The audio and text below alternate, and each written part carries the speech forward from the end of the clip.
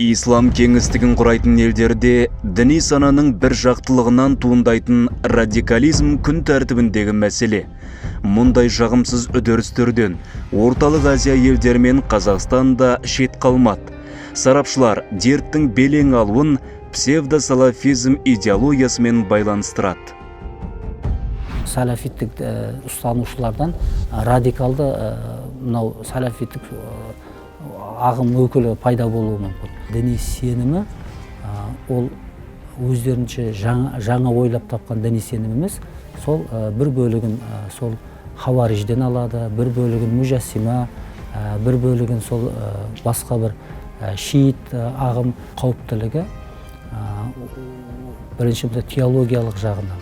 Мысалы, Алла Тағаланы тану, оның сипаттары, жалпы ақырет ілімі.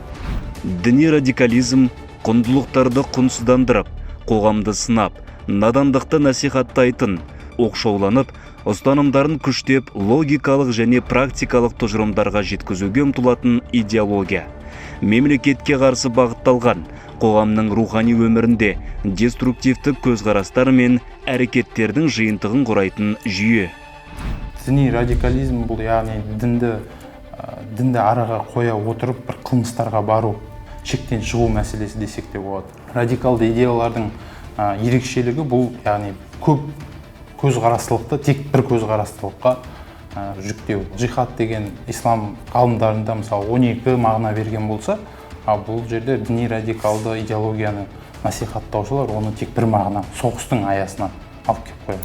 Радикалдардың адам тарту әдістері мемлекетті айыптайды, салт дәстүрлерден бездіреді, қоғамды жікке бөледі, ортасынан оқшаулайды, сыни көзқарастарды шектейді, радикалды әдебиеттерді ғана оқытады, зайырлы діни ілім бермейді, негативті көзқарас қалыптастырады. Радикалды ұйымдар соңғы сатыда сенімдерін саясиландырады, жалпыға ортақ тәртіпке бағынбай, қылмыстарын дінмен ақтайды.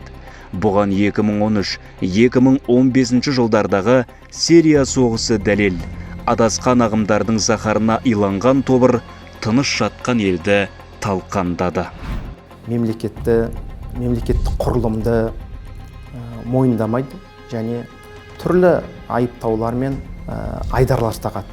Олармен күресудің бірден бір жолы білім көкжиегін кеңейту және де ислам көрсеткен Құранның және пайғамбарымыздың салып кеткен сара жолының шеңберінен аспай, халқымыздың ежелден ұстанып келе жатқан жолдарын жеткізу көпшілікке.